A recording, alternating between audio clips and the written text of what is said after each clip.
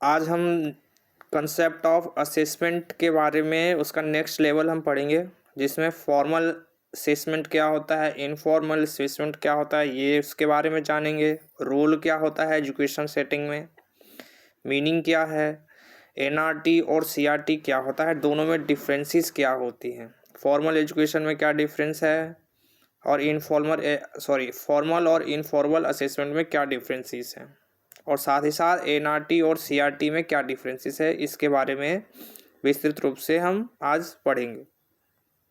सबसे पहले हम पढ़ते हैं डिफरेंस क्या है फॉर्मल और इनफॉर्मल असेसमेंट में। तो डेफिनेशन के रूप में हम पहले देखते हैं, it is a way to जज student performance based on any objective test. Formal में क्या होता है कि हम कोई भी एक ऑब्जेक्टिव टेस्ट के माध्यम से जो है बच्चे का परफॉर्मेंस चेक कर सकते हैं, ठीक है। जबकि इनफॉर्मल में क्या होता है, वे टू जज the skill level of any student by the presentation और क्लास एक्टिविटीज़। हम क्लास एक्टिविटीज़ के माध्यम से जो है बच्चे का असेसमेंट करते हैं। एग्जाम्पल के रूप में देखें तो फॉर्मल जो असेसमेंट होता है वो एक स्टैंडर्डाइज्ड टेस्ट होता है, जबकि इनफॉर्मल असेसमेंट है वो ऑब्जर्वेशन बेस्ड होगा, ठीक है। फॉर्मल को हम किसी क्विज के माध्यम से चेक कर सकते हैं, बच्चे को असेसमेंट ले सकते हैं, या कोई क्लास टेस्ट या क्लोज टेस्ट हो सकता है, ठीक है, उसके माध्यम से हम असेसमेंट कर सकते हैं बच्चे का।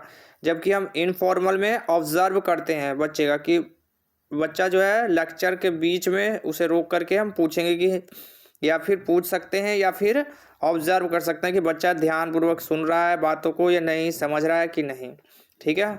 ये हमारे ऑब्जर्वेशन बेस्ड होता है। नेक्स्ट है फॉर्मल में असेसमेंट में क्राइटेरिया जो है वो सेट होता है to evaluate the performance of student, ठीक है। जबकि इनफॉर्मल में कोई क्राइटेरिया सेट नहीं होता कि बच्चे को कैसे इवेलुएट करना है उसके परफॉर्मेंस लेवल के अनुसार, ठीक है। पर्पस क्या है हमारा फॉर्मल असेसमेंट करने का, तो use to access the student knowledge at the end of the lecture. यानी कि बच्चे ने जब हमारा लेक्चर फिनिश हो जाता है तो बच्चे ने क्या एक्सेस किया, यानी कितना नॉलेज गेन किया। लेक्चर ख़त्म होने, एक टॉपिक समाप्त होने के बाद या एक चैप्टर ख़त्म होने के बाद बच्चे ने उसमें से क्या सीखा, क्या ग्रहण किया, ठीक है। ये हमारा जानना पर्पस होता है फॉर्मल असेसमेंट में। इसके अलावा टीचर को हेल्प करता है पहचानने में बच्चे के स्ट्रेंथ क्या है, वीकनेस क्या है दूसरे बच्चे के मुकाबले, ठीक है। जबकि इनफॉर्मल असेसमेंट का यूज कब होता है, to check the learner skill level और प्रोग्रेस। लर्नर का स्किल लेवल चेक करने में और उसका प्रोग्रेस लेवल क्या है उसको चेक करने में इनफॉर्मल असेसमेंट सहायक होता है। और इसके अंदर कोई क्राइटेरिया जो है, किसी भी प्रकार का क्राइटेरिया जो है सेट नहीं किया गया है या डिसाइड नहीं किया गया है। एंड प्रोजेक्ट एंड प्रेजेंटेशन के माध्यम से जो है हम स्टूडेंट्स का परफॉर्मेंस जो है चेक करते हैं, इनफॉर्मल असेसमेंट लेते हैं, ठीक है। अब डेफिनेशन के रूप में अगर हम देखें एक बार दोबारा से, फॉर्मल असेसमेंट क्या होता है, तो ये एक प्रकार का मेथड है। It is a method that is use to check the knowledge level of student, जिसके माध्यम से हम बच्चे का ज्ञान जो है चेक करते हैं, या फिर नॉलेज बच्चे का लेवल क्या है, ठीक है। उसके लेवल के अनुसार हम उसको स्कोरिंग देते हैं, ऑब्जेक्टिव टाइप टेस्ट लेते हैं, ठीक है, उसके अनुसार हम उसको एक स्कोरिंग देते हैं, ठीक है। Test and quiz are the most common example of formal assessment.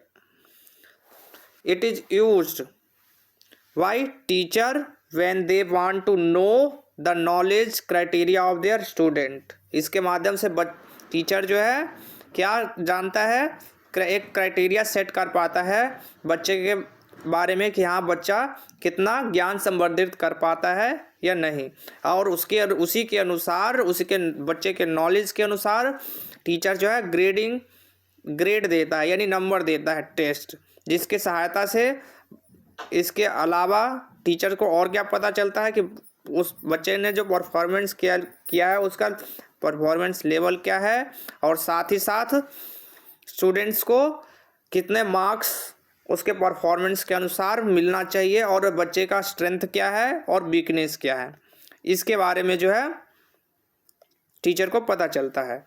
Informal assessment में अगर हम देखें तो इनफॉर्मल असेसमेंट का यूज़ होता है इंडिविजुअल परफॉर्मेंस को चेक करने के लिए, और स्टूडेंट थ्रू एनी प्रेजेंटेशन या क्लास एक्टिविटी, कोई टीचर जो है कोई क्लास एक्टिविटीज़ करा करके बच्चे से देख सकता है, या कोई प्रेजेंटेशन पीपीटी के माध्यम से बच्चे का परफॉर्मेंस लेवल चेक कर सकता है। It help to measure student progress without any grading criteria, ये सहायक होता है बच्चे को मेजर करने के लिए बिना किसी क्राइटेरिया के, ग्रेडिंग सिस्टम के। ठीक है, जैसे बच्चे का प्रेजेंटेशन होगा या क्लासरूम एक्टिविटीज़ होगा उसी के अनुसार बच्चे को मार्क्स मिलेंगे। एग्जाम्पल के रूप में हम देख सकते हैं प्रोजेक्ट में बेस्ड असाइनमेंट हो सकता है, या प्रेजेंटेशन कोई दिया है टॉपिक के ऊपर। ठीक है, ये था फॉर्मल और इनफॉर्मल असेसमेंट, होता क्या है, उनके डिफरेंसेस क्या थे। अब हम पढ़ते हैं एनआरटी और सीआरटी यानी नॉर्म्स रेफरेंस टेस्ट। एनआरटी होता क्या है, सबसे पहले एनआरटी के बारे में हम जानते हैं थोड़ा सा। NRT is more traditional approach, NRT क्या है, एक ट्रेडिशनल अप्रोच है। ठीक है, एंड इसका प्रयोग यानी यूज कहाँ पे होता है, तो identify the test taker ability relative to others. ठीक है, इसको टेस्ट टेकर की एबिलिटी कितनी है उसको चेक करने के लिए एनआरटी का यूज होता है। एंड ये एक प्रकार का फॉर्मल असेसमेंट है जिसके द्वारा हम क्या कर सकते हैं, कलेक्ट कर सकते हैं data using a device that has been standardised on a large sample of population for specific purpose. एक स्पेसिफिक पर्पस के लिए बड़ा से बड़ा सैंपल इकट्ठा, लार्ज पॉपुलेशन का जो है डाटा एक ही समय में हम इकट्ठा कर सकते हैं, यानी पूरी क्लास का डाटा हम एक ही समय में कलेक्ट कर सकते हैं। And direction must be followed, इसमें डायरेक्शन फॉलो किया जाता है। इसका एडवांटेज क्या है एनआरटी का,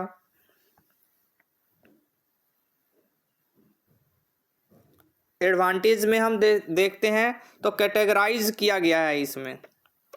कैसे, categorising the children as exceptional और special is mainly use on the test result of NRT.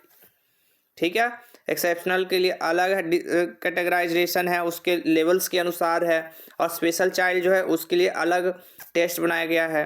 ठीक है, जिसके माध्यम से हम आसानी से जो है अलग अलग कैटेगराइज कर सकते हैं। नेक्स्ट है it is easy to communicate test result. ठीक है, to parent and other unfamiliar with test. ठीक है, चाहे पेरेंट्स हो, बच्चा हो, या कोई और अदर हो, अनफेमिलियर हो, उसके लिए भी यह समझना या समझाना बहुत ही आसान हो जाता है। नेक्स्ट है NRT have received the most attention in terms of technical data and research. इसके माध्यम से हम ज़्यादा से ज़्यादा टेक्निकल डाटा जो है अटेंशन के साथ रिसीव कर सकते हैं, रिसर्च कर सकते हैं, और अधिक जानकारी प्राप्त कर सकते हैं, और यह यूज़फुल भी होता है प्रॉब्लम को आइडेंटिफाई करने में, और कोई प्रॉब्लम स्क्रीनिंग है तो उसको भी करने में सहायक सिद्ध होता है। अब इसका डिसएडवांटेज क्या होता है, हानियाँ क्या है। ठीक है, लाभ तो हमने पढ़ लिए हैं, लेकिन हानियाँ क्या है एनआरटी का। तो information obtain from NRT is too general to be useful in everyday classroom teaching. Information जो है हम ऑब्टेन करते हैं एनआरटी के माध्यम से, जनरल इन्फॉर्मेशन ही हम गेन कर पाते हैं एवरीडे क्लासरूम टीचिंग के माध्यम से। एंड नेक्स्ट है हमारा tend to promote and reinforce the belief that the focus of problem is within the child. हम बच्चे से ही जो भी इंफॉर्मेशन होता है हम इसमें बच्चे से ही लेते हैं। ठीक है, तो उसमें हम बिलीफ नहीं कर सकते हैं पूरी तरीके से कि वो जानकारी जो है वो बच्चा जो है सही दे रहा है या नहीं दे रहा है। हो सकता है जो बच्चे ने बोला वो गलत हो। ठीक है, तो उसको हम क्लियरली नोटिफाई नहीं कर सकते हैं। नेक्स्ट है CRT यानी कि क्राइटेरियन रेफरेंस टेस्ट। ठीक है, अब CRT क्या है? CRT is concern with whether a child is able to perform a skill, यानी बच्चा जो है स्किल को या टास्क को परफॉर्म करने के लिए एबल है, यानी कि प्रस्तुत है, या फिर कह सकते हैं कि वो उस कार्य को कर सकता है complete as per the criteria set और नॉट, चाहे क्राइटेरिया सेट हो या ना हो उसके अनुसार। NRT जबकि क्या होता है? Which compare a one person performance to other. ठीक है, ये NRT में होता है। CRT compare the performance of an individual to pre established criteria, इसमें पहले से ही क्राइटेरिया सेट होता है CRT में। CRT, the skill within a subject are hierarchical arranged so that those that must be learned first and test first। इसमें क्या है? एक हायरार्की बनी हुई है CRT में। ठीक है, उसी लेवल के अनुसार यानी सिस्टमैटिक वे में ही पढ़ाया जाता है बच्चों के, उसी सिस्टमैटिक वे में ही बच्चा जो है पहले एक चैप्टर पढ़ेगा, समझेगा, फिर टेस्ट देगा, बच्चे को क्लियर हुआ कि नहीं हुआ इसमें, तभी हम नेक्स्ट लेवल पे पहुंच सकते हैं। ठीक है, ये CRT में है। एडवांटेजेस क्या हैं इनके? तो इसके माध्यम से हम आइडेंटिफाई करते हैं क्या चीज़? स्पेसिफिक स्किल्स के बारे में हमें पता चलता है। ठीक है, नीड इंटरवेंशन, जिसको इंटरवेंशन की आवश्यकता है। To determine the next most logical skills to teach as the implication for teaching are more direct with CRT। ठीक है, इसके लिए हम लॉजिकल स्किल्स जो है नेक्स्ट लेवल पे चेक करते हैं। ठीक है, वहाँ पे क्या इम्प्लीकेशंस आ रही हैं, उसको कैसे टीचिंग प्रोवाइड कराएं डायरेक्टली या इनडायरेक्टली CRT के माध्यम से। ठीक है, नेक्स्ट है to conduct formative evaluation conduct कराते हैं, जैसे कि performance of student is recorded, जो भी बच्चे का परफॉर्मेंस है उसको हम रिकॉर्ड करके रखेंगे। रेगुलर बेस्ड, डेली बेस्ड जो है स्किल्स, क्या कर रहा है बच्चा, कैसे कर रहा है, क्या बोल रहा है, कैसे कार्य कर रहा है, वो सारी चीज़ नोट डाउन करके रखते हैं। ठीक है, अब इसके डिसएडवांटेजेस क्या होते हैं CRT के? Passing criteria for specific skill is problem in CRT। इसमें जो पासिंग क्राइटेरिया सेट किया गया है स्पेसिफिक स्किल्स के लिए, ये एक प्रॉब्लम का कारण है CRT में, जो जबकि स्पेसिफिक स्किल्स के लिए कोई क्राइटेरिया सेट नहीं करना चाहिए। It is difficulty to decide exactly which skill should be included in the test. इसमें हम डिसाइड नहीं कर पाते हैं कि कौन सा स्किल के लिए कौन सा टेस्ट इंक्लूड होना चाहिए, मतलब किस टेस्ट के लिए कौन सा, यानी कि ये, या फिर ये कह सकते हैं कि किस स्किल के लिए कौन सा टेस्ट हमें करना है, उसको चूज़ करने में हमें डिफ़िकल्टीज़ का सामना करना पड़ता है। ठीक है, there is also a problem that skill assessed में become the goal of instruction rather than selecting the skills that the child should know। यानी इसमें भी हमें प्रॉब्लम्स होती है कि हम स्किल्स को कैसे असेस्ट करें, मतलब बच्चे के अंदर कौन सा स्किल है, ठीक है, उसको हम कैसे असेस्ट करें। साथ ही साथ गोल ऑफ इंस्ट्रक्शन, जो हमने गोल चूज़ किया है उसके लिए हम इंस्ट्रक्शन कैसे फॉलो कराएं बच्चे को।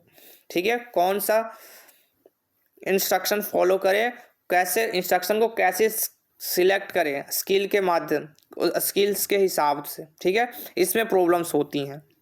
ठीक है, हमने पढ़ लिया NRT CRT, हमने पढ़ लिया होता क्या है।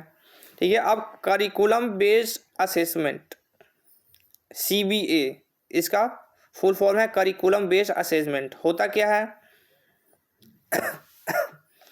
It has been developed in low achiever and CWSN in regular schools. किसके लिए CBA जो है किसके लिए डेवलप्ड किया गया है? तो जो लो अचीवर बच्चे हैं या फिर जो CWSN बच्चे हैं, यानी चिल्ड्रन विद स्पेशल नीड्स, जिनको रेगुलर स्कूल्स में पढ़ाना है या जो पढ़ते हैं। ठीक है, उनके लिए यह टेस्ट या करिकुलम बेस्ड असेसमेंट जो है तैयार किया गया है। इसका एम क्या है? तो आइडेंटिफाई चिल्ड्रन एजुकेशनल नीड्स, मतलब बच्चे की एजुकेशनल नीड्स क्या है, उसके लिए अप्रोप्रिएट फॉर्म्स ऑफ प्रोविजंस क्या होने चाहिए, उसके अलावा उसकी ज़रूरतें क्या हैं, उसको जानने के लिए हम CBA करते हैं। The starting point for conduct CBA in the child classroom, कहाँ से स्टार्ट करते हैं? तो बच्चे के क्लासरूम से स्टार्ट करते हैं CBA करना। ठीक है, नेक्स्ट है डेफिनेशन। CBA होता क्या है? तो practice of obtaining direct and frequent measure of student performance. Direct भी हम परफॉर्मेंस चेक कर सकते हैं स्टूडेंट का, ठीक है, या फ्रीक्वेंट मेजर भी कर सकते हैं on a series of sequence arrange objective derive from the curriculum used in the classroom. जो करिकुलम फॉलो हो रहा है क्लासरूम में उसके अनुसार सीक्वेंस बेस में हम रीअरेंज करके या अरेंज करके ऑब्जेक्टिव वे में हम CBA कर सकते हैं। अब स्टेजेस क्या कौन कौन सी हैं CBA की, या फिर प्रोसीजर क्या होता है CBA को डेवलप करने के लिए। करिकुलम बेस्ड असेसमेंट जो है उसका, उसमें हम कौन कौन सा प्रोसीजर को फॉलो करते हैं डेवलप करने के लिए। तो हम पहला प्रोसेस हमारा होता है requiring that curriculum we defined as a series of task which are sequenced and expressed in the form of behavioral objective के रूप में। ठीक है, सेकंड है हमारा placement in the curriculum help, कैसे करिकुलम हेल्प करेगा आइडेंटिफाई करने में बच्चे की स्किल्स। ठीक है, एंड जब स्किल्स हमने आइडेंटिफाई कर लिया तो उसको लर्न करने के लिए और उसके अलावा बच्चे की नीड्स के अनुसार फ्यूचर में क्या आवश्यकता पड़ेगी बच्चों को, उसको जानने के लिए। नेक्स्ट है selection of suitable teaching method, कौन सा टीचिंग मेथड बच्चे के लिए सुटेबल होगा, मटेरियल्स कौन से लगेंगे, पैटर्न कौन सा हमें करना चाहिए, क्लासरूम में यूज़ करना चाहिए, ऑर्गेनाइजेशन फॉर टीचिंग लर्निंग। ठीक है, इसको ध्यान रखना है। नेक्स्ट है इवेलुएट कैसे करेंगे, जब हमने टीचिंग प्रोवाइड कर दी, ठीक है, फिर evaluate children progress related to the selection of teaching method, pattern of classroom organisation and choice of curriculum, इसके अनुसार हम इवेलुएशन करते हैं। ठीक है, नेक्स्ट पॉइंट है हमारा CBA can therefore be seen as a procedure which setup situations के अनुसार कार्य करता है, where linked are the establish between various teaching approaches and people progress. ठीक है, CBA क्या करता है, सिचुएशंस के अनुसार सेटअप तैयार करते हैं हम, ठीक है, और लिंक्ड जो भी करिकुलम है उसको या सिलेबस है उसको हम टीचिंग मेथड टीचिंग अप्रोचेस के साथ उसको वेरियस टीचिंग मेथड देते हैं, उसको एक रियल लाइफ के साथ लिंक्ड करके बच्चे को सिखाते हैं। ठीक है, अब कैसे करते हैं, एक डायग्राम की सहायता से समझते हैं। Curriculum express in the forms of behaviour objective, curriculum कैसा होना चाहिए, बच्चे के बिहेवियर ऑब्जेक्टिव के अनुसार फॉर्म होना चाहिए, क्या एक्सप्रेस होना चाहिए करिकुलम। नेक्स्ट है placement of the curriculum, placement कैसा होना चाहिए करिकुलम का। ठीक है, फिर सिलेक्ट, जब प्लेसमेंट कर लिया हमने करिकुलम का, बच्चे के अनुसार हमने सिलेक्ट कर लिया कि करिकुलम ये होना चाहिए, ठीक है, बिहेवियर ऑब्जेक्टिव के अनुसार हमने करिकुलम सेट कर लिया। अब सिलेक्ट करेंगे, अब करिकुलम जो हमने सेट किया है अब उसमें से हम टीचिंग मेथड कौन सा है उसको सिलेक्ट करेंगे, बच्चे के क्लासरूम के अनुसार टीचिंग मेथड किस मेथड्स के अनुसार बच्चे को समझ में आएगा, ठीक है, उसको या किस मेथड से हम बच्चे को करिकुलम जो है क्लियर कराएंगे, कंप्लीट करेंगे। ठीक है, लास्ट में हम बच्चे का इवैल्यूएशन करते हैं जिसके माध्यम से हमें पता चलता है कि बच्चा कितना समझ पाया है टॉपिक को। ठीक है, ये था CBA। अब टीचर मेड टेस्ट, TMT एक टेस्ट होता है। टीचर मेड टेस्ट में क्या होता है, it is an alternative to standardise test, ये भी एक स्टैंडर्डाइज टेस्ट है, written by instructor in order to measure student comprehension। ठीक है, it is most effective as a part of education process and rather than after the fact. अब difference पढ़ते हैं, CRT और एनआरटी में डिफरेंस क्या है। हमने सीआरटी और एनआरटी होता क्या हमने ऊपर टॉपिक्स पढ़ा था, अब डिफरेंस क्या है इन दोनों में। तो पर्पस क्या है, सबसे पहले तो पर्पस जानते हैं कि सीआरटी और एनआरटी का पर्पस क्या होता है। सीआरटी का पर्पस है to determine whether each student has achieve a specific skills और कंसेप्ट, यानी कि हर बच्चा जो है अचीव्ड करे स्पेसिफिक स्किल्स को, कॉन्सेप्ट को क्लियर करे। And find out how much student know before instruction begins and after it has finish, यानी इंस्ट्रक्शन देने के पहले और इंस्ट्रक्शन देने के बाद कितने बच्चों ने अचीव किया गोल या स्पेसिफिक स्किल्स या कॉन्सेप्ट को क्लियर करा है। ये सीआरटी में देखा जाता है, ये पर्पस है।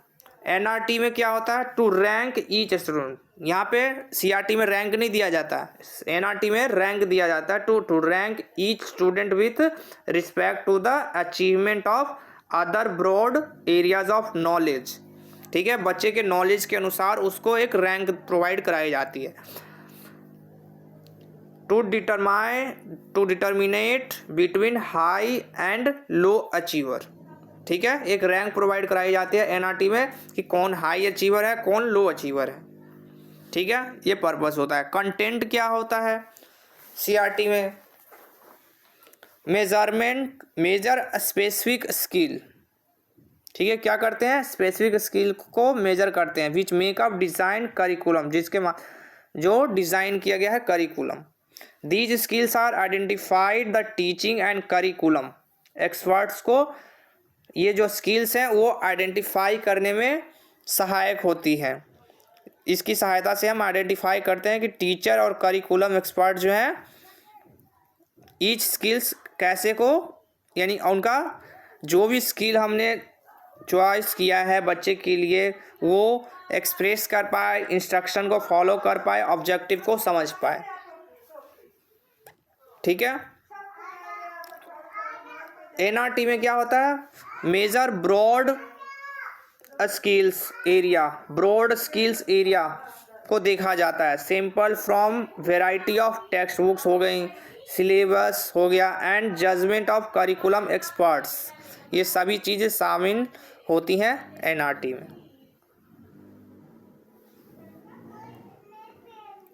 नेक्स्ट है कैरेक्टरिस्टिक्स सीआरटी और एनआरटी में। Each skill is tested by at least 4 items, at least 4 items जो है हम टेस्ट करते हैं ईच स्किल्स में। ठीक है, in order to obtain an adequate sample of student performance and to minimise the effect of guess करते हैं हम। The item which test any given skills are parallel in difficulty. And NRT में क्या है, each skill is usually tested by less than 4 items. ठीक है, इसमें कम से कम 4 आइटम्स, सीआरटी में क्या है कम से कम 4 आइटम्स जो है हम टेस्ट करेंगे ऑर्डर वे में स्किल्स के रूप में। ठीक है, जबकि इसमें 4 से कम आइटम्स को हम टेस्ट करते हैं। एंड आइटम्स वेरीड डिफ़िकल्टी, इसमें आइटम्स जो है डिफ़िकल्ट होता है, लेवल जो है टास्क का वो डिफ़िकल्ट लेवल होता है।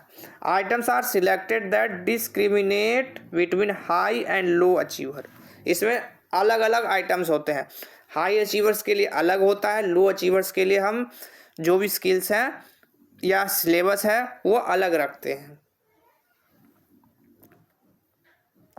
स्कोर इंटरप्रिटेशन, हम स्कोरिंग कैसे देते हैं अगर हम देखें तो ईच इंडिविजुअल, सीआरटी में स्कोरिंग हम कैसे देते हैं, each individual is compared with present standard for acceptable achievement. Present में क्या उसका स्टैंडर्ड लेवल है, अचीवमेंट लेवल है एंड परफॉर्मेंस लेवल है। ठीक है, एग्जाम के serve irrelevant. A student score usually expressed as a percentage student achievement is reported for individuals skills. ठीक है, यहाँ पे बच्चे को हम परसेंटेज देते हैं अचीवमेंट के उसको रिपोर्ट में, ठीक है, इंडिविजुअल स्किल्स के लिए, ईच इंडिविजुअल स्किल्स के लिए। जबकि यहाँ पे क्या होता है, एनआरटी में each individual is compared with other examines and assigned a score usually expressed as a percentile as a grade equivalent। यहाँ पे ग्रेड दिया जाता है, a score और stemming, and a student achieved is reported for broad skill area, ठीक है, इसमें broad skill areas को चेक किया जाता है। Although some NRT do report student achievement for individual skills, ठीक है।